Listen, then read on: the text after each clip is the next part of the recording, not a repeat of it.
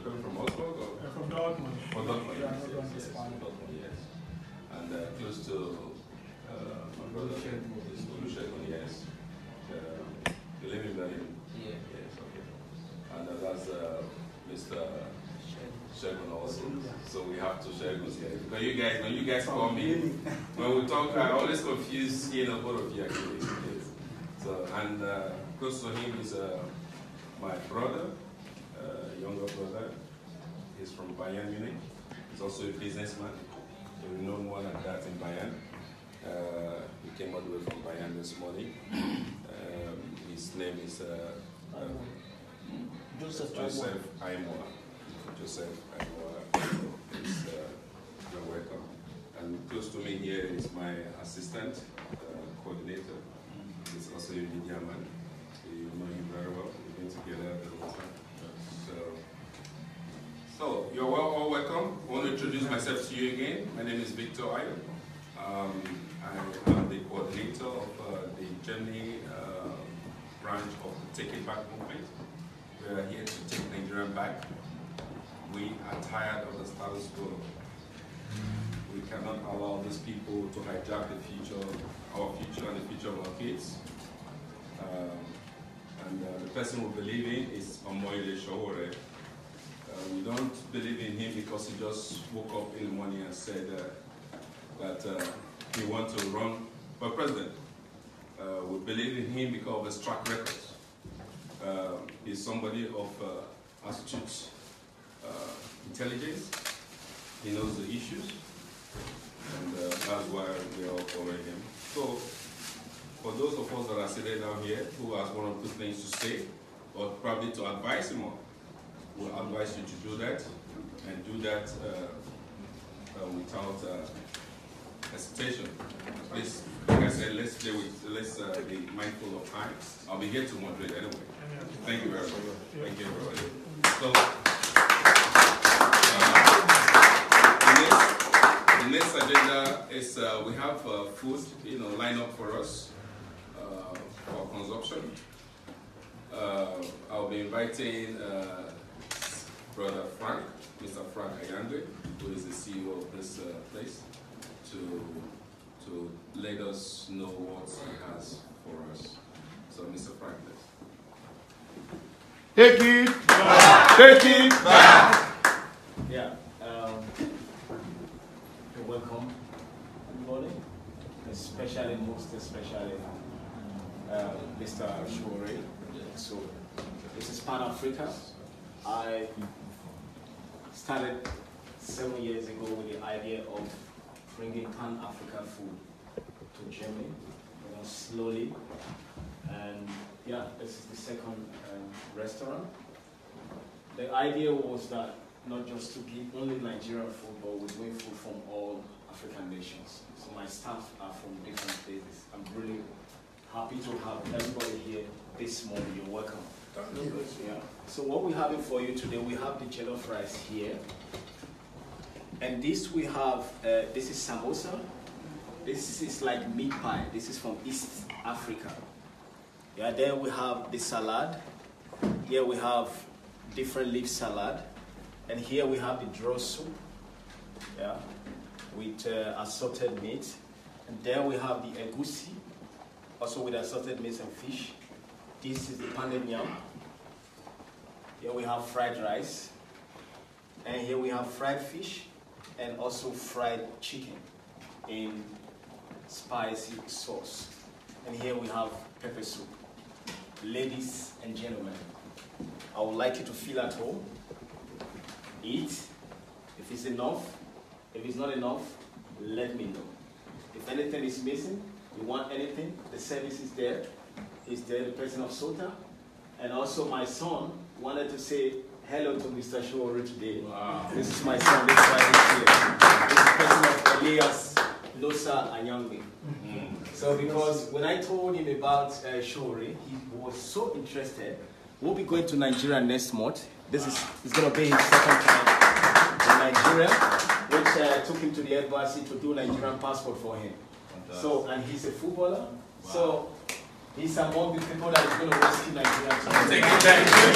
Take it. Take it.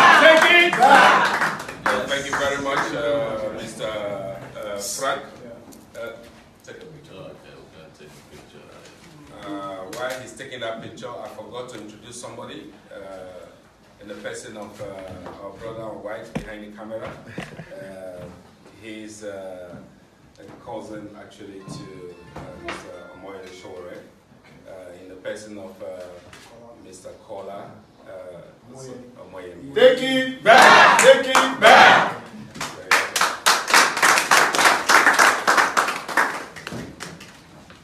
So, yes, so I want to open the floor for you, Mr. Terry, to address us, please. But while you address us, you can just sit down.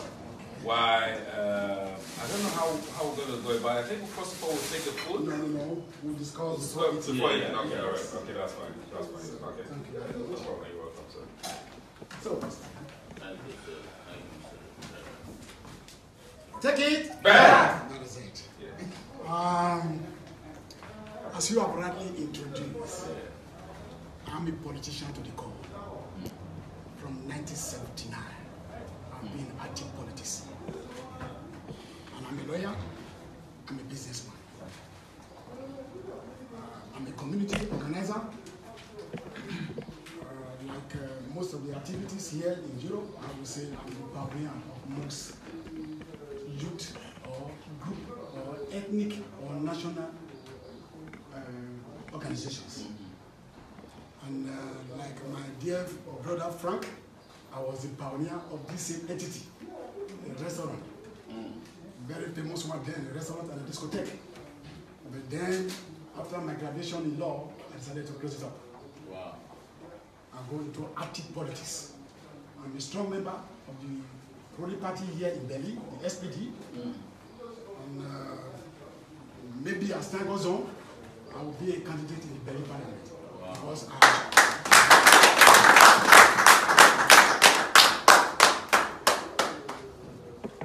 So for the benefit of that's my SPD. Wow. So let's clear that SPD. SPD is a Social Democratic Party. Yeah. It's like the SDP. Yeah, it's a party in exactly. So I just want to clear that up. Yes, that's right. So prior to my involvement in politics here in Germany, I worked and solely banking on Nigerian politics. Because I entered Nigerian politics when I was very young, at the age of 21. At the age of 24, I was a political assistant to Akosali in 1982. Just my A level then. Why? Based on my radicalism. And trying everything in Nigerian politics and observe the way we were being flawed, we were being disgraced, we were being dehumanized. I gave up with Nigerian politics and continued with German politics. But to my greatest surprise, because you all know that for some time I've been a sponsor to many political activists. Like in the then PDP, I was a chairman here before. And, I gave a good support and organized Europe for Professor Osaeni Osumbo, and he won. But when I was called back home to take a political appointment, that was when I decided to tell them it's over with Nigerian politics. Because the game was too dirty, deadly, and primitive. To use that, I'm sorry to use that word. No, Then, but few months back, after disengaging myself in political activities in Nigeria, I started, particularly a young man, Robinson, yeah, that is him there, started sending me WhatsApp messages. disturbing. Yes. Started sending me WhatsApp. I would also, what a hair. I said, what a young man. Is this so bold? What we all fail to realize? A young man like this is coming up. And then he continued bombarding me with such WhatsApp messages. Then I said, Robinson, you know I have given up politics in Nigeria. I'm SPD here. But above all, I still have a Nigerian passport. I have dual nationality. So I still can play politics in Nigeria. It's allowed. Yes, yes. If only we are given the chance to play a fair and free politics. Then I started monitoring, from there I started monitoring all your activities. Because I am a special investigator. I even went as far as investigating you right from University of Lagos. Yeah. Wow. Yes, that is whom I am. And I wrote so many things, asking everybody about you. Even when you were discussing with this minister that pronounced inconsequential. Mr. Shitu. Yes. So I have to immediately write and find out if this report is fake or genuine. Then I went back to your Sahara report to find out the legality of Sahara report and all the activities. And particularly what shocks me was your contact with the Sultan, the Emir of Kano. It's a manner I respect. I saw that very one, that you were able to sit down with the Emir of Kano and have a talk with him. Then I said, Robinson, I've given him my support. I'm coming back again to politics. Thank you! Then I told him, I'm coming back to politics. And I'm going to mobilize my state. And I'm going back now to Nigeria to make sure I wake everybody up. Take it back! Take it back!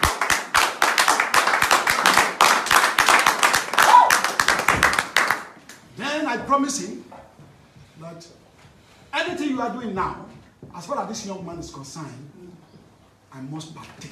Thank you, sir. Because many of us run away because of the dirtiness and bitterness in Nigerian politics. Today, my dear friend, I'm happy having you in our midst, and I'm glad to give you my support, but I have questions, which I know, because this is the right forum to present these questions. Because in a public gathering in the afternoon, I will only be pledging my support and ask people to back you up. Because I'm not going to ask you a question there. Because if I start asking you a question there, it will not be okay. Instead, I'll come openly and declare my full support for you. Back home and here. And we know how we have been doing it right from 1979. So, we now, being a member of your so-called campaign team, though campaign have not been gifted in Nigeria. Yes. I can't call it campaign now, because there's still ban on campaign. We call ours a movement. Movement? Yes. So, I will be very glad if you can tell us, we that are now your sympathizers, what are your manifestos? And if you have these manifestos, I urge you to make it simple, straight, and itemized. 3, there is one important issue that disturb all of us in diaspora. From the US, from Italy you went to, from the UK you went to. All of us have the same problem. The problem is this. I remember when I was welcoming the ambassador of Nigeria to Germany in 2004, when I was still a committee president.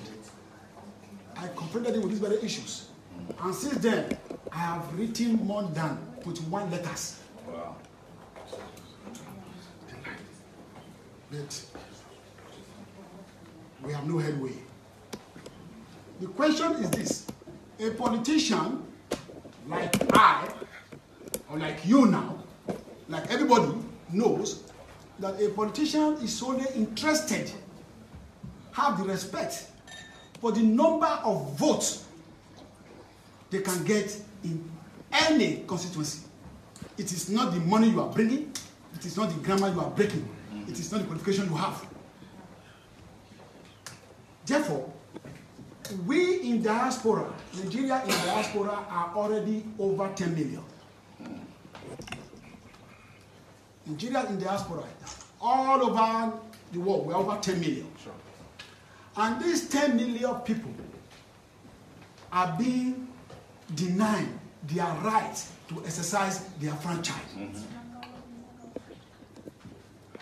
And by the time we are denied the right to exercise our franchise because we cannot vote here in Germany now, when the US cannot vote in the Nigeria embassy in US, then a politician will only come to us, laugh with us, and then ignore us because we have nothing to contribute to their winning or success. And this is the letter I have been forwarding since 2004, even to Obasanjo personally, that a Nigerian in diaspora should be given the right to exercise their franchise wherever they live. Like, I'm a German. If the election is going on in Germany now, I can cast my vote in Nigeria. That's right. At the embassy. At the embassy there. At the consulate. Why is it that Nigerians in diaspora, over 10 million people, cannot exercise their franchise? So I would like you to win us in diaspora that you will fight strongly, if elected, to make sure that Nigerians in diaspora exercise their franchise in any country of their residence. The other one is done, we are winning. Take it back! Take it back! Number 3 is section 1A. No, section 28. 28, subsection 1A, section 1A2, subsection 1A, section 66, subsection 1A of the Nigeria Constitution, which I have here. 1976. Of 1979. No, 79, sorry. These sections were designed by the Nigerian politicians to frustrate all of us in diaspora. But if you are not intelligent enough, you won't know it. Because they make Nigerians at home to believe that it's a session meant to curb corruption. That if you have a dual nationality, you cannot contest any elected post in Nigeria. So, Victor, you have a German passport, you are not qualified to contest even as a councillor. I tried after my LLB, coming back to meet prominent Nigerians of the same university with the University of London, like Afe Babalola, Ganifawa, and Miden. I met them because they all read from my faculty. They said, "Oh, Terry, go back to where you come from because there is no way any of us can help you here because you can't be a senator." So, I will equally like you to enshrine that in your manifesto, because the only way we can ransom power from the Nigerian politicians is when Nigerians in diaspora contest with them. Because you and me, we know the pain. You and me know Nigeria now can buy you with a bag of rice to vote for them. Exactly. Correct, sir. Thank you very much, sir. So that is, I think I have to stop there. Yes. Because every other thing will be personal. Yes. God bless you. Take it back! Take it back! Thank you.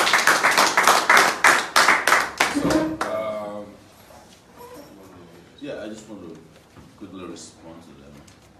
These are not things that are strange to me at all. Just like yourself, I've lived in the US for 19 years. Yes, I know. And the manifestos are already out. Good. Our website is going to be launched probably on June 12th, which will spell out all of the 10 areas. Actually several, but 10 is the most basic ones that we are broken down at the level of anybody to understand. And we call it SPICER HIT. That's the acronym for our manifesto. The reason we stopped putting them out too much is that each time we put out an agenda, the government will steal it. Yes. Yes. They hijacked 2 of our programs already. Our program on minimum wage, which we wanted to use to put, we are still going to use to put every Nigerian worker, at least at the level of the federal civil service, will get paid 100,000 naira minimum wage. It's for us to start to move the minimum wage in the direction of a living wage. Because the minimum wage is useless if it cannot take people home after they get paid. When we started that, they said that it was going to cause inflation. 3 weeks later, the federal government started negotiating with the Nigerian Labour Congress to pay 56,000 naira. Yes, this is public, information. You guys know this, right? We also said we will pay youth corps members 50,000 naira minimum allowance. And they hijacked it also and started immediately paying them 25,000 naira as we speak now. So, but they still have 25,000 naira to go. We also said last week, Saturday, in Abeokuta, after they had done their democracy day on May 29, on June 3rd, we went to Abeokuta and made a declaration that June 12th is our own democracy day, and that we're going to declare it as democracy day starting from next year. 2 days later, they hijacked. They announced it. I woke up in the morning and I upped the ante. I said, not only are we going to declare June 12th the democracy day of Nigeria, but that Abiola will be symbolically declared the president of Nigeria, because that election he won was actually declared by INEC already. Yes. And that we will pay him for the period for which he was president. It's not a lot of money. The salary of the president in 1993 was around 300,000 per month, so it's not going to affect. It's a symbolic payment and these allowances. And the reason that decision was taken is that there are a lot of illegal people who are on the payroll of the federal government. As far as I'm concerned, any military officer that took over power, no matter how long he stayed in power, no matter how much he tried to legitimize the state, is an illegal former president of Nigeria. Yeah. They should actually be facing trial for treason. But they're all getting paid. But another person who was actually nominated to usurp Abiola's position, Ernest Shoneko, he's been on the payroll of the federal government since 1993 as a former president. He's designated as a former president. His name is gazetted, even though a Lagos High Court judge ruled that the interim government was illegal officially. So we now started that we need to step down our strategies. In fact, the joke on social media is that if we want the federal government to do anything, we should announce it first. They'll go and do it. So we said maybe if we announce that we want to increase electricity output to 20,000 megawatts, they will go and do it too. But that one we know they cannot do because they don't have the capacity to do it, So manifestos are there already. They will be out. Diaspora voting. It is not only that there will be diaspora voting, but it will come in a mail as far as I'm concerned. It will be one of the first things we do. Take it back! Take it back! See, people don't understand the importance of the Nigerian diaspora. Yes. The Nigerian diaspora is the social security department of Nigeria. They are the ones that's keeping the country going economically speaking. $40 billion is what we send home officially every year. Unofficially, we probably will send more. As you know, also when you want to send big money, you don't go to Western Union. No.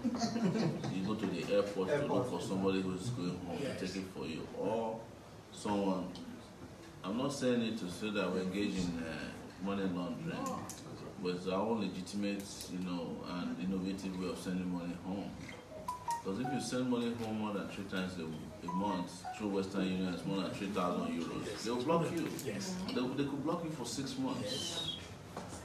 So these are ways through which we must understand the importance of the diaspora. Not only that, they've been struggling to set up a diaspora commission. They can't do it because they don't know what diaspora is about. They don't understand the diaspora. I do because I've been in the diaspora for 19 years. So nobody understands it. What we will do beyond just voting is to figure out how the diaspora can come back home and help us to restart a lot of comatose section of lives. Like our diaspora can power the medical sector to the extent that everybody will no longer be going to India for medical tourism, but will be going to Nigeria for medical tourism, at least from the continent of Africa. The only thing that takes people to go to Nigeria now from anywhere in Africa is miracle workers in the name of all these pastors. But I mean, real hospitals can get everybody, and there are doctors who are available. Some of them have to retire compulsory in the West, but they still have 10 more years to offer. Yeah. I have met several of them who said, we don't even want to get paid. Yeah. We just want to work, but at least we need safety. Yeah. We need some form of guarantee that we can move around freely and safely. So I wouldn't even hesitate to create cities for diaspora to come back, where they are safe and happy and are able. If it means that for each diaspora professional group coming back, you create a city around the hospital. You build a hospital there, you create a city around the hospital for doctors, mainly for doctors. They come back there. They may not even relocate immediately. It might be that they'll be coming on, on a monthly basis. 50 of them, 80 of them. By the time you have diaspora doctors coming from Germany with their German experiences, coming from the US, the UK, Australia, South Africa, Saudi Arabia, everywhere where our people are, we will be fine when it comes to superlative medical care in the country. Same thing for education. Same thing for agriculture. There's just so much out there in terms of what the diasporans know how to do. The Nigerian diaspora is powering other countries. When we went to the UK, we had a small meeting like this, and somebody introduced himself to me as a tunnel engineer. I'm looking at him. I know a little bit about things, but I've never held that position before. It turns out that they're the ones who dig all the tunnels through which the London Underground goes through. They are the ones. So he said, just give me 6 months. We can put through a tunnel that will take us from Lagos to Ibadan. And put a train there that can move in at whatever speed you want. Because the technology has improved so much that we don't even need to reinvent anything. We just need to take back what has been finished by a lot of people. But even if it is a function of invention, a lot of Nigerians can also invent. The guy who is managing one of the terminals in London is a Nigerian. If we can get this guy, Omoyele, to come and manage the Lagos International Airport, so that it starts to look like an airport and not a piggery. Yeah, but that's the truth. Yes, we will. Why not? We will do it. So, but these people will not come home as long as you have these leaders who don't even know what they're doing, and the country is not safe for them. So the sections you mentioned about not being able to vote if you are dual nationality, they have all been challenged in court, and the courts have done justice to a lot of them. You can contest now. Probably the only thing that might present a problem is the presidency. If you have renounced your citizenship, I think the presidency might be a little complex. But I don't even think it will be. What might make a lot of people feel there will be a moral revulsion if the president of Nigeria is not, who is in Nigeria, who left and said, well, I don't want to be a Nigerian anymore. But as long as you still have your Nigerian passport, that shouldn't be a problem. If there is, we can change that. Laws are meant for men. Men are not meant for laws. And it's part of what I've been saying, that part of the restructuring we need to do about Nigeria requires that we actually take our constitution as it is now, which is a fraud in a lot of ways, and remake it to you know, to deal and accommodate a lot of the changes that happened to us in the last 58 years. Including, I used to think this, that Nigerian diaspora's, you know, population is 6 million. Now you are telling me it's 10 million. You know, so, and this is the 10 most active, probably some of the most intelligent, some of the richest per capita, that we can start to engage with positively in a way that they will also feel like their country loves them. But it requires also a lot of structural changes, including how our embassies respond to people when they're in trouble, or how quickly you can get a passport or get a visa. For me, one of the things that will change also is that under no circumstance will a Nigerian with a passport require a visa anymore. All you need to do, if you're a Nigerian, your name something, just travel to Nigeria at the airport, they'll register you. That's good. I expect you to get your passport. That's good. And there's nothing ingenious about it. They do it in Ethiopia. Yes. If you are traveling to Ethiopia, you get a visa at the airport. What is here in Nigeria that we haven't getting visa to go to Nigeria? Subsequently, we will make Nigeria visa free to every black person in the world. Yes. And what this does for you is that it opens your door. Each time anybody walks into any country, as you know, you spend 500 euros. Yes. You don't take the money back with you. So the more you promote entry into your country of people who want to come there, the better for you.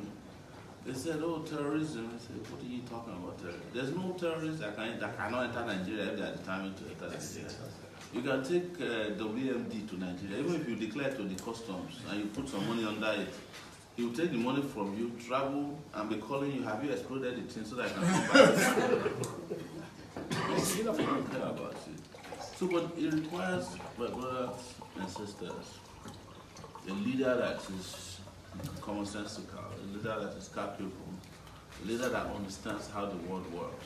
We were in Italy, and I will stop after this, and we met some Italian labor leaders and politicians.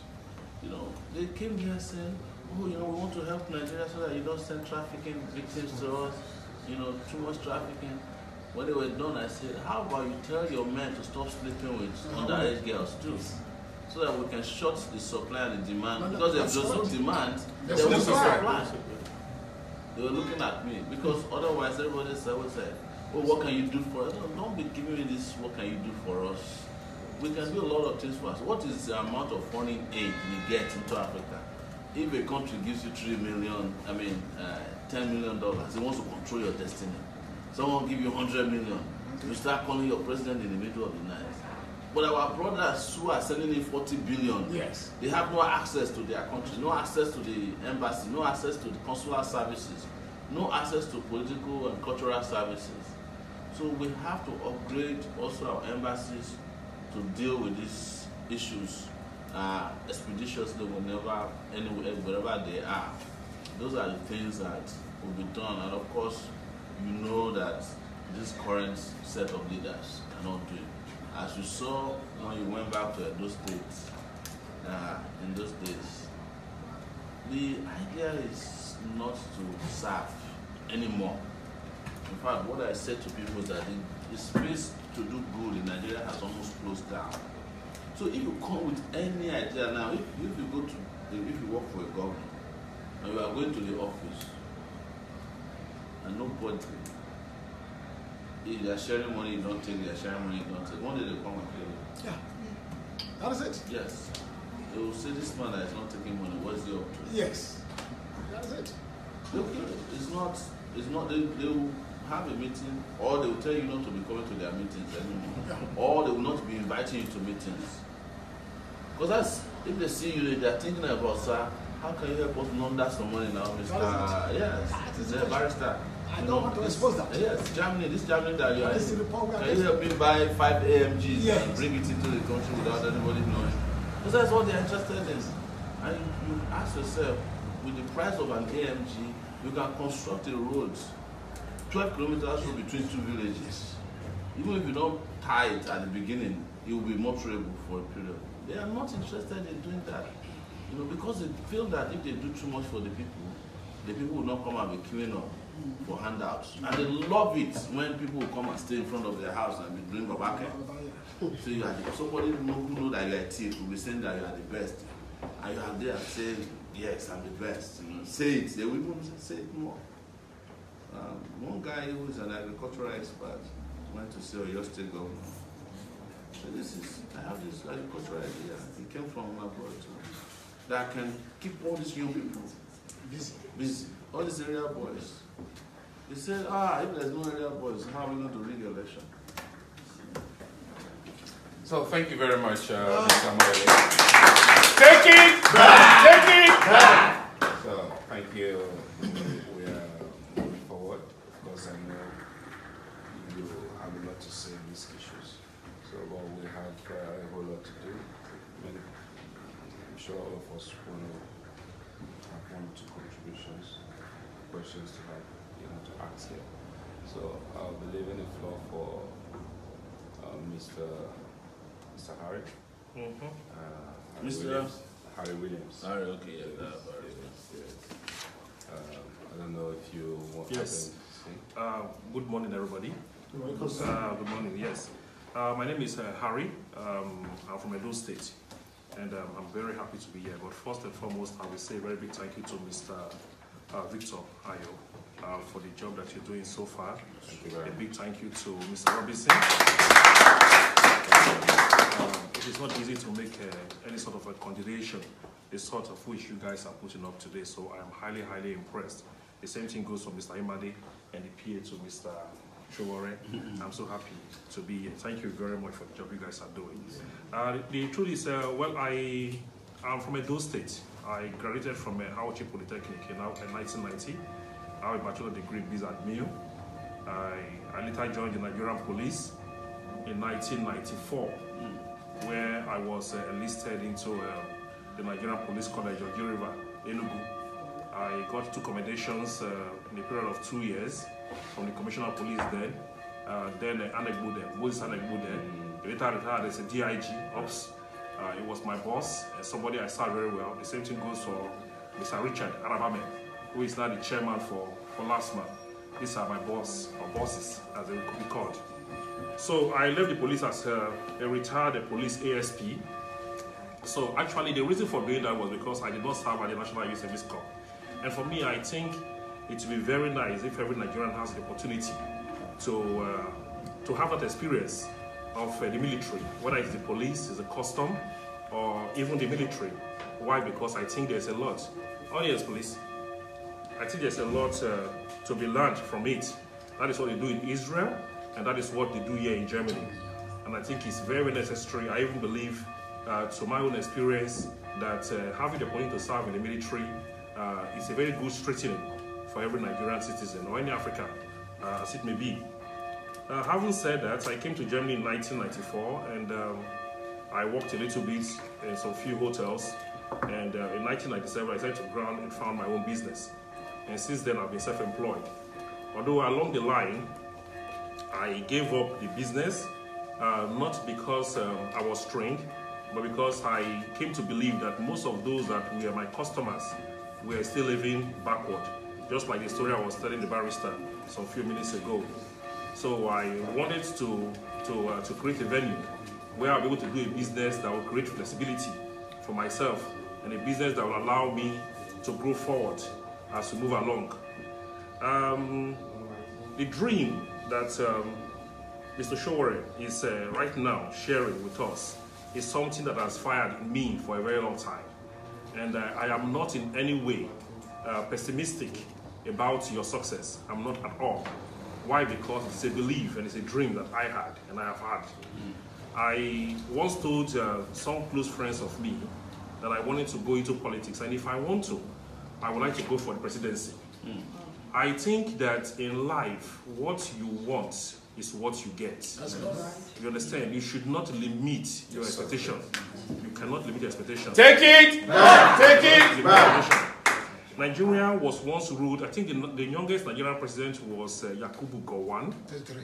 Yes, I think he was 32 when he planned that coup. Yes. And that was in 1966.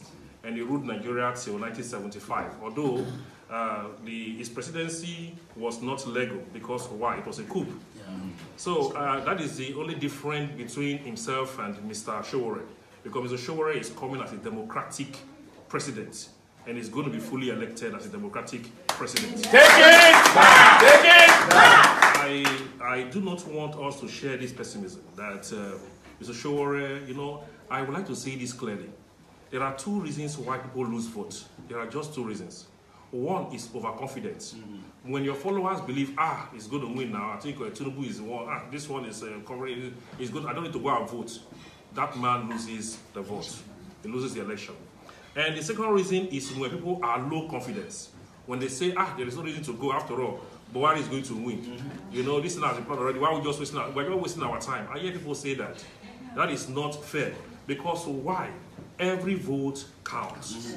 Even if at the end of the day, Mr. Sowore is not the president in 2019, which of course I don't believe, at the end of the day, if we all are optimistic about our votes and they see the numbers that he has carried, that will create fears in them.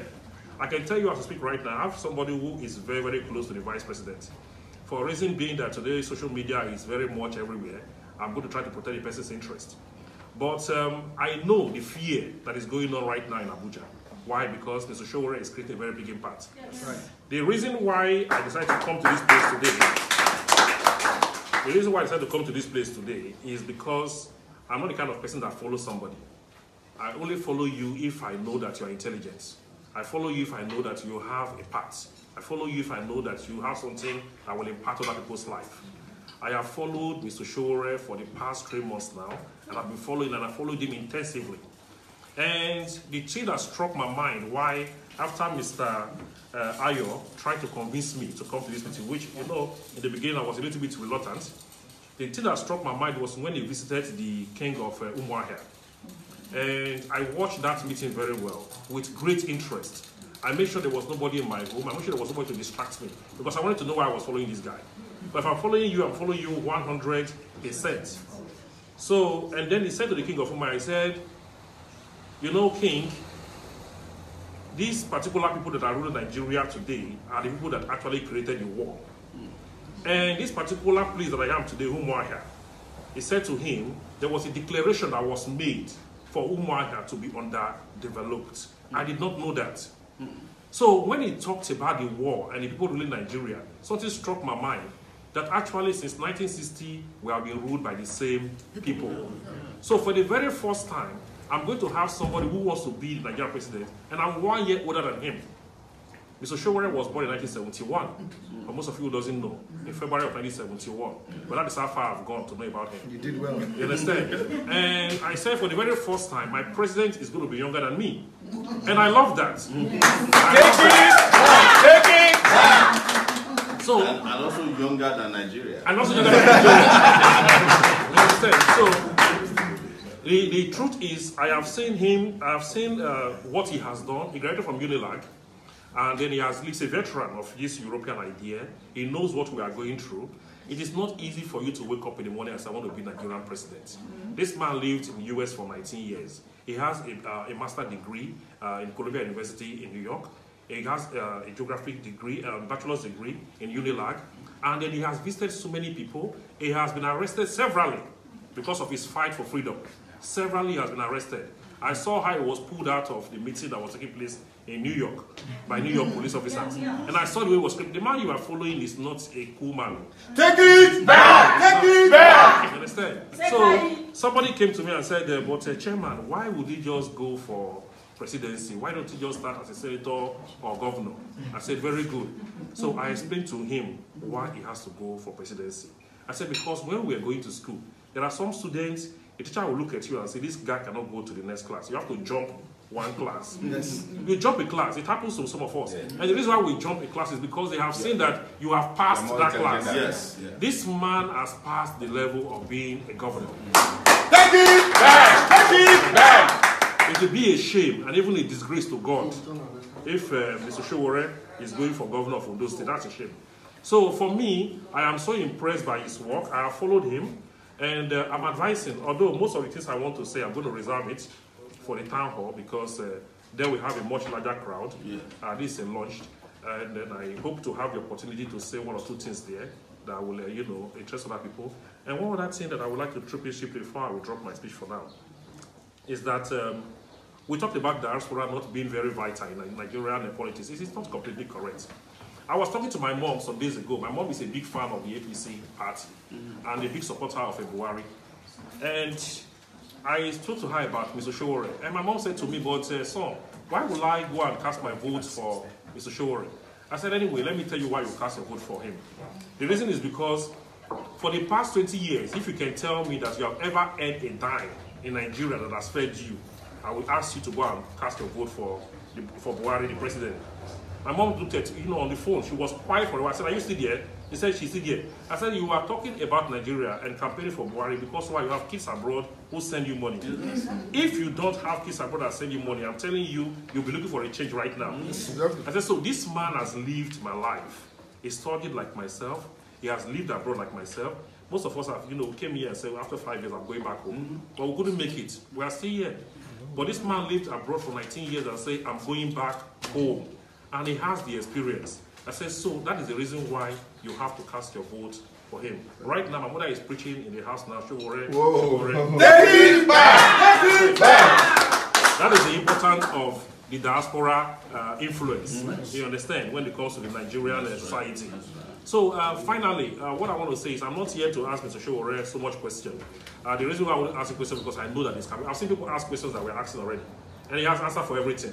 The man is very, very smart. So there is no point asking those questions. There is no point. The only thing I'm going to say, my advice to him are just two things. So one, our prayers, of course, always have to go for him. Because knowing where we come from, dreams can be killed. Dreams can be killed. Our prayers have to go for him. We have to pray for protection. Protection is very, very important. So we need to pray for him. I'm already doing that because why? He shares my view. So I'm highly very enthusiastic about enthusiasm. I'm very, very enthusiastic. Thank you very much. Another thing is the issue that you have just raised, which was supposed to be my question, but I wouldn't ask that anymore, is the issue of corruption. And not corruption per way corruption. No, that is not exactly what I mean. What I'm trying to say, in essence, is that when you are sitting there, when that time comes, which I know it will, the time will come, and you will be the president. When you are sitting there, what is the guarantee, or how much do you think, believing in yourself, that you will not be influenced by those same things that you just said right now, someone offering you and you being able to reject? Yes. Because that is actually the biggest problem that we have. Every other thing about road infrastructures and everything, I believe in you. We don't need to tell you that. Those ones, I know you are going to do them. But how much can you convince your followers that when the time comes and you are being offered, how can you now resist this particular temptation? What makes you feel that you'll be able to resist the temptation? Saying that, I will say a very big thank you to you, and I'm part of the Take Back movement. And finally, I want to say that also I've been nominated to be the candidate for chairmanship position in my local government, Oriowo. So I'm going to Bring it back. Yes, we're going to take it back. We're taking it back. So we're going to start from there. So it is most likely that when you are president, I will be a chairman under one of the constituency which you will be presiding upon. So thank you very much. And once again, you are welcome. Thank you. Yes. So, you want to give an answer to this, or I should? I think we should let more people. Yeah. Okay. So, Mr. Frank, I believe you have something to say. Good day, ladies and gentlemen. So, my dear Aspirant, or to be, it's my pleasure meeting you today. I only have something like a joke. So sorry, I have to cut the joke. But we're giving like 10 minutes, or maybe between 5 and 10 minutes, just so that we don't have too much time. Because a whole lot of people. I only have a joke which is in one of my books. It reads like this: it was 4 nations that were taking the world: America, British, Russia, and Nigeria. So America, they stood first. They said, God asked them, what do you want me to bless you with? So America said they want science and technology. Look at them, said you are blessed with it. Then Russia wanted to take over from British. No, British say, we are here. British said, we want colonial power all over the world and collecting tax. So said you are blessed with it. Then Russia came up. They said they want airspace, that's technology. He said you are blessed with it. When they get to Nigeria turn, God started crying.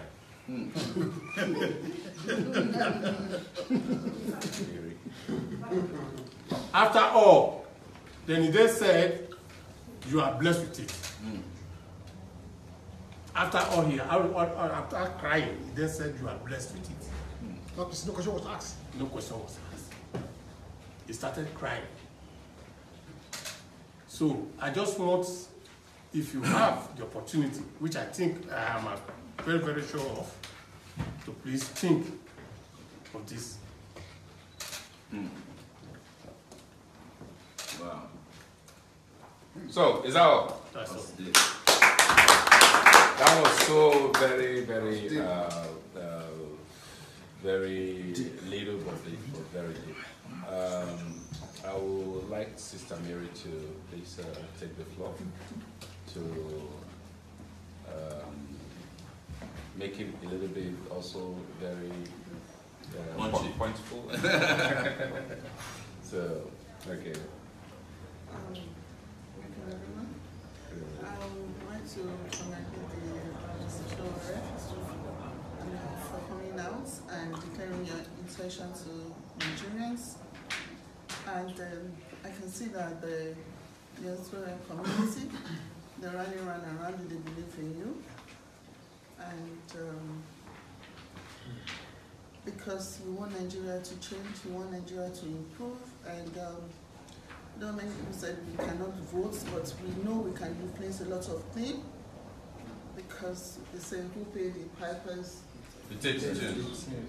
Because most diaspora in abroad, they pay school fees, they pay house rent, they pay medical bills. Though we cannot vote, but we can make our voice and intention known to our families, our friends. So these are the areas we're going to be looking at.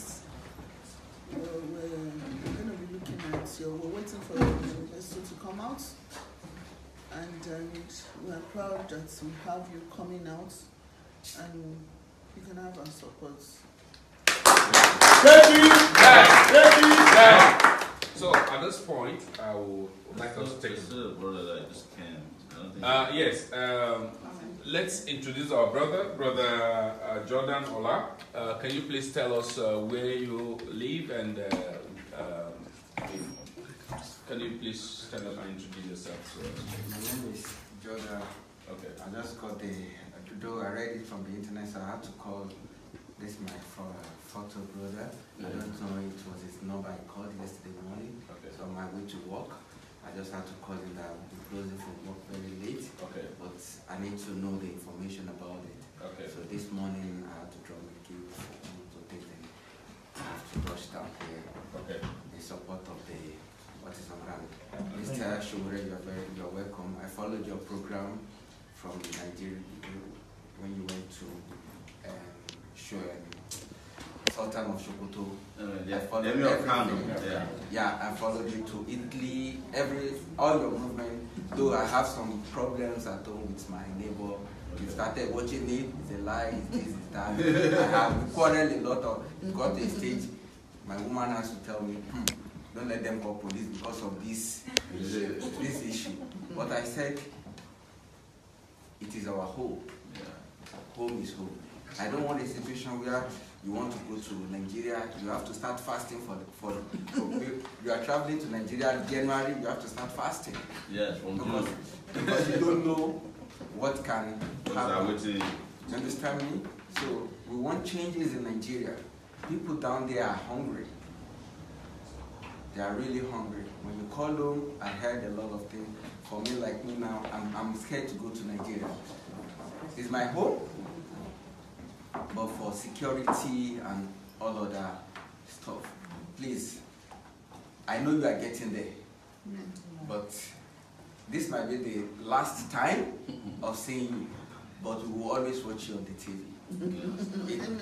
There's a proverb that said, it's easier said than done. Now, if you wake up in the morning, you pray for this government, Western world government, but if you wake up in Nigeria, you have to curse them. You have to say one thing about them. I do.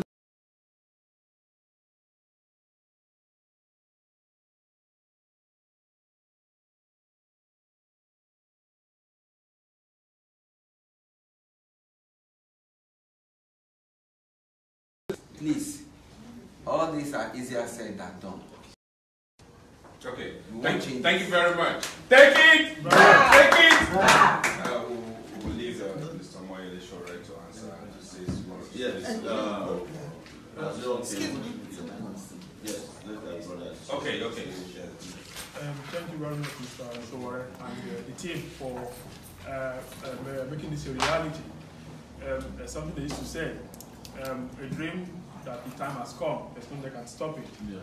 So and I believe the time has come for taking it back to Mr. Sowore to take its right place in to bring Nigeria to the next level. Because as Nigerians, we believe if we see something good, we believe in good ideas, we believe in what is good, and this is what is keeping us going over and over. Again, people they promise us and then they still will not do it. So, but we know that this time it's going to be different because they will say if there's somebody who wants to give you cloth, you have to look at what he himself is wearing, and look at his track record and what he has been doing and things like that. And Mr. Sowore will believe it's just exactly what's going to happen. And that is why I'm really very fired up. I came away from Dortmund. I've always been following him, looking at what he's doing and what he's saying. And from his track record, one can see that there is somebody who actually will keep to what he said. I mean, it's a very down to earth. When he came now, we saw the way he has been talking and what he has been saying. These are facts and one can really say it.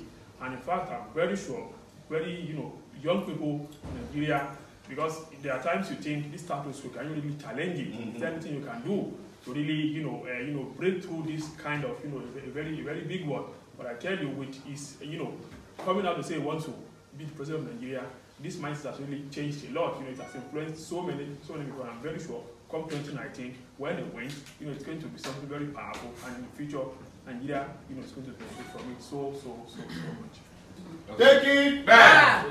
So, I think the last three contributions we had, I think they were all contributions, not really questions.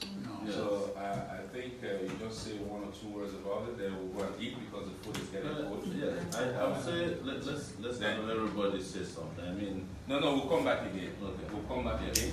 So, if that's the case, why don't we just let everybody go get food? And we continue. All right. Okay. Because the food is not a broke bowl. Yes.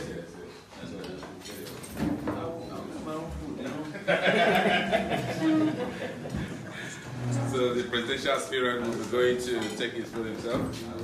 While everybody. I hope you are all leaving. No, we're all going to take food. Why not stand up, everybody, please? Let's. All protocols duly observed. Let's attack this. This is the president that can serve himself. Yes. Don't need special control. No, let him serve himself.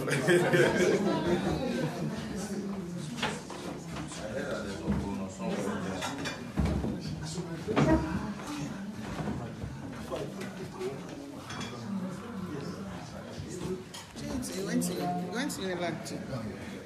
Great Akoka is greatest of the greatest of greatest.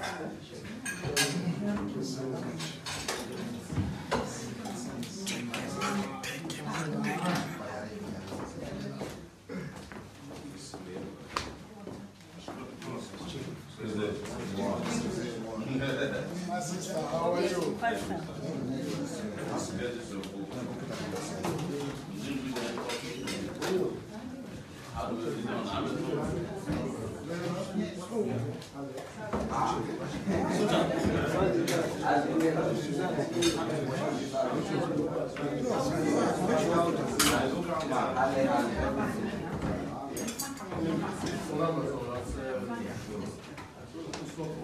Thank